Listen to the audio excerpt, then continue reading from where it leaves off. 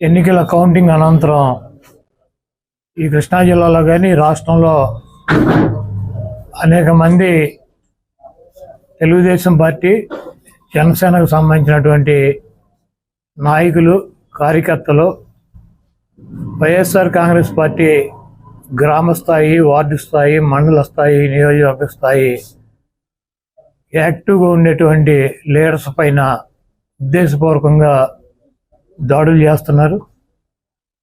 అదేవిధంగా వాళ్ళ ఇళ్ళకెళ్ళి ఇళ్ళు పగలు కొడతాం, కార్లు పగలు కొడతాం, అర్ధరాత్రులు వెళ్ళి వైఎస్ఆర్ కాంగ్రెస్ పార్టీ శ్రేణుల్ని భయపెట్టాలి, ఈ వైఎస్ఆర్ కాంగ్రెస్ పార్టీని డిస్టేజం చేయాలని చెప్పి పెద్ద ఎత్తున ప్రయత్నాలు చేస్తున్నారు. వాటిల్లో కొన్ని చోట్లయితే ఫిజికల్గా వ్యక్తుల మీద దాడులు చేయటం, కాళ్ళు ఇరక్కొడతాం, చేతులు ఇరక్కొడతాం, తల్ల బాగలు కొడతాం. అదేవిధంగా ఈ గ్రామాల్లో కానీ ఇక్కడ కానీ మీరు ఉండకూడదని చెప్పి వార్నింగ్లు ఇవ్వటం అనేక రకాలుగా చేస్తున్నారు. వీటికి ప్రత్యక్ష సాక్షులు పోలీసులు దగ్గర ఉండి వాళ్ళు కొడతాంటే వీళ్ళు చూస్తూ నిలబడి ఎంజాయ్ చేస్తున్నారు. ఈరోజు మా దగ్గర పోలీసులు ప్రేక్షక పాత్ర వహించేటువంటి సన్నివేశాలు, తెలుగుదేశం పార్టీ అల్లరిమోకలో మా వాళ్ళ మీద దాడి చేస్తున్నటువంటి సన్నివేశాలు సీసీ ఫుటేజీలతో సహా, ఫోటోలతో సహా మా దగ్గర ఉన్నాయి. మేము ఎస్పీ గారికి కానీ లేదా లోకల్గా ఉన్నటువంటి పోలీస్ స్టేషన్లో కానీ కంప్లైంట్ ఇచ్చినా, ఒకవేళ మాకు ముందు సమాచారం ఉండి ఇలా గొడవ జరిగేటువంటి పరిస్థితి ఉందని చెప్పినా కూడా వాళ్ళు వచ్చి ప్రేక్షక పాత్ర వహించడం, అదేవిధంగా ఎటువంటి కేసులు కూడా కట్టినటువంటి పరిస్థితి లేదు. కాబట్టి మేము జిల్లా పార్టీ తరఫున మా దగ్గర ఉన్నటువంటి వీడియోగ్రాఫులతో, ఫోటోగ్రాఫులతో హైకోర్టుకు వెళ్ళి ప్రైవేట్ కేసులు వేయాలని చెప్పి నిర్ణయించుకున్నాం. తప్పకుండా దాడులు చేసినటువంటి వాళ్ళే కాదు, దాడులు చేస్తుంటే చూస్తున్నటువంటి పోలీసు వ్యవస్థ మీద కూడా కేసులు వేయటానికి సిద్ధంగా ఉన్నాం. అదేవిధంగా వైఎస్ఆర్ కాంగ్రెస్ పార్టీ నాయకులకు కానీ, అదేవిధంగా కార్యకర్తలకు కానీ ఎటువంటి భయం, ఆందోళన చెందాల్సినటువంటి అవసరం లేదు. రేపు 2 రోజుల్లో జిల్లాలో ఉన్నటువంటి ముఖ్య నాయకులందరం కలిసి ప్రతి నియోజకవర్గానికి వెళ్ళి దాడులు చేసినటువంటి వాళ్ళు ఇళ్ళకెళ్ళి ధైర్యం చెప్పేటువంటి కార్యక్రమం చేస్తాం. దీనికి జగన్మోహన్ రెడ్డి గారు కూడా మీరు ఎట్టి పరిస్థితుల్లోనూ కార్యకర్తలు కానీ, నాయకులను కానీ జరుగుతున్నటువంటి దాడుల్ని మీరు చూస్తూ ఊరుకోవద్దు, పార్టీ అంతా యాక్టివ్ అవ్వండి, అందరూ ఒక వేదిక మీదకి వచ్చి వాటిని తిప్పి కొట్టాల్సిన అవసరం మన మీద ఉందని చెప్పి ఆయన కూడా చెప్పారు. కాబట్టి పోలీసు వ్యవస్థ ఒక అసమర్థమైనటువంటి వ్యవస్థగా ప్రేక్షక పాత్ర వహిస్తున్నటువంటి ఈ పోలీసు వ్యవస్థకి మరి మా నుంచి ఈ తెలుగుదేశం పార్టీ గోండాల నుంచి మా పార్టీ నాయకుల్ని, కార్యకర్తల్ని కాపాడుకోవటానికి మేము కూడా 2 రోజుల్లో రోడ్డు మీదకి వచ్చి ఎక్కడైతే మా వాళ్ళ మీద దాడులు జరిగినాయి, ఎక్కడైతే మా వాళ్ళని ఇబ్బంది పెడుతున్నారో ఆ ప్రాంతానికి వెళ్తాం. ఆ కాన్స్టిట్యున్సీకి కానీ, ఆ జిల్లాకు కానీ సంబంధించినటువంటి నాయకులందరూ కూడా పాల్గొంటారు. ఆ నియోజకవర్గంలో ఉన్నటువంటి లీడర్స్ కానీ, కార్యకర్తలు కూడా పాల్గొంటారు. తప్పకుండా లా అండ్ ఆర్డర్ ఇష్యూస్ కనుక వస్తే దానికి పోలీస్ వ్యవస్థే బాధ్యత వహించాలి చెప్పాలనే నా ఉద్దేశం. అలాగే ఇంకో 3 రావాల్సింది, కొంతల గారును మన అలోక మాధవి గారు వీళ్ళు రావాలి, కొంతల రామకృష్ణ గారు. సో వారి కోసం వెయిట్ చేస్తా ఉన్నాం. వాళ్ళు దారిలో ఉన్నారని చెప్తాను. వారికి నేను వచ్చేలోపు, నేను వెళ్ళిపోయేలోపు వాళ్ళు వస్తే సంతోషం, లేదంటే నాగబాబు గారు వారికి నా అభినందనలు తెలియజేయండి. మీరు ఇది చాలా కీలకమైన మనకి బాధ్యత. ఇది అంచెలంచెలుగా ప్రజల ఆకాంక్షల్ని నెరవేర్చే చాలా గొప్ప విలువైన ఒక అసెంబ్లీ స్థానాలు మనకిచ్చారు. ఒక్క అసెంబ్లీ స్థానం ఇచ్చి ఇవ్వకపోయినా ఇంత దాకా పట్టుకొచ్చాం. ఈరోజు 21 ఇచ్చారు మనకి.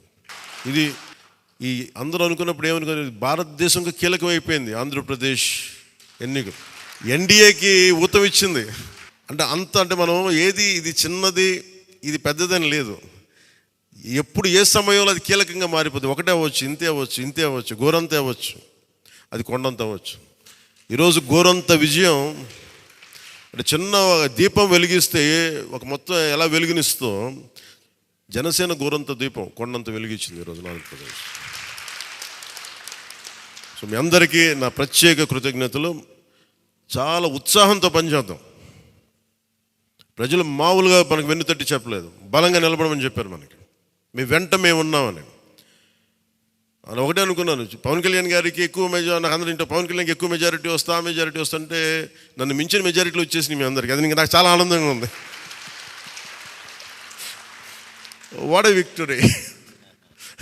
అంటే దీని వెనక్కి మనం చూడాల్సింది చాలా బాధ్యత. నేను ఆనందం చూడట్లేదు, వేసిన ప్రతి ఓటు వెనక నాకు ఇలాగే అనిపిస్తుంది, ఓటు వేసాను జాగ్రత్త, ఈ భయం ఉంది నాకు లోపల.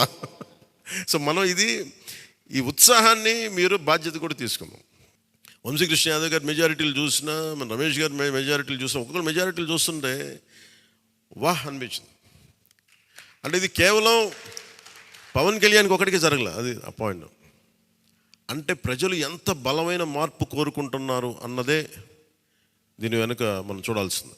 అందుకని చాలా అద్భుతంగా ప్రజలు ఇచ్చిన మ్యాండేట్ని, ఈ తీర్పుని గుండెలో పెట్టుకుని తీసుకెళ్దాం దీన్ని.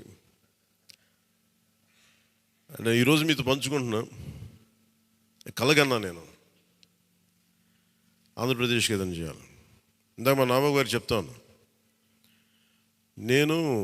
మా నాన్న ప్రభుత్వ ఉద్యోగి, మా నాన్న ప్రభుత్వం జీతం తీసుకునేవాడు, రుణపడి ఉన్నదంటే. నేను కూడా చెప్తున్నాను, రూపాయి తీసుకున్నాను, సంపూర్ణ జీతం తీసుకుంటాను ఎమ్మెల్యేకి. తర్వాత నేను ఇవ్వాల్సింది ఇచ్చేస్తాను, అది పెద్ద పట్టించుకుని. కానీ ఎందుకు తీసుకుంటానంటే ఆంధ్రప్రదేశ్ ప్రజల సొమ్మును తింటున్నా, ఆ బాధ్యత అనుక్షణం గుర్తు చేసుకోవడానికి. ప్రతి రూపాయికి రేపు పొద్దున నన్ను ప్రజలు చొక్కా పట్టుకుని నిలదీయాలి, అందుకని తీసుకుంటున్నాను. నీకు డబ్బులు ఇచ్చావరా మా ట్యాక్స్ పెయిడ్ మనీతోటి, నువ్వు ఎందుకు పని చేయట్లేదు అని ప్రజలకు హక్కు ఉండాలట్టడానికి కోసం నేను డబ్బులు తీసుకుంటాను. ఎమ్మెల్యేగా జీతం తీసుకుంటాను. చాలా కాలం అనుకున్నాను, ఎప్పుడైనా భవిష్యత్తులో ఎప్పుడు ఎమ్మెల్యే అయితే తీసుకుంటానా లేదా అని అనుకున్నాను. నాకు రూపాయి జీతం తీసుకుంటానని అలా కాకుండా నేను సంపూర్ణ జీతం తీసుకున్నాను. కానీ ఇవ్వడం కూడా దానికి కొన్ని వెయ్యింతలు ఇచ్చేస్తాను బయటకి, అది వేరే విషయం, అది కూడా చెప్తాను. కాకపోతే ఎందుకు జీతం అంటే మనం ఎందుకు తీసుకుంటాం అని నేను ఎందుకు చేస్తున్నాను అంటే, ఈ డబ్బు ప్రజల కష్టం నుంచి, రక్తం, చెమట, స్వేదం నుంచి వచ్చింది. అది ఆ డబ్బు ముట్టుకున్నప్పుడు నాకు బాధ్యత గుర్తు రావాలి. అందుకని నేను అది కూడా నిర్ణయం తీసుకున్నాను. సో మీ అందరికీ కూడా నా ప్రత్యేక ధన్యవాదాలు. మనందరం కూడా జవాబుదారీతనం ప్రభుత్వం ఎలా ఉంటుందో చూపిద్దాం.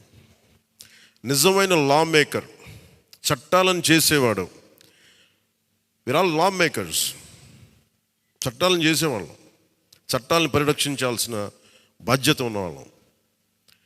How a true law maker would be will show them. బలమైన వ్యవస్థను నడిపే వాళ్ళు ఎలా ఉంటారు. భవిష్యత్తులో పొలిటికల్ లీడర్ అవ్వాలంటే చాలా ఇన్స్పిరేషన్ ఇవ్వాలి. మీ అందరినీ ఆ ఇన్స్పిరేషన్ కోరుకున్నాను మీరు ప్రతి ఒక్కరి దగ్గర నుంచి. బాలశౌరి గారు వెళ్తారు రేపు పొద్దున పార్లమెంట్కి.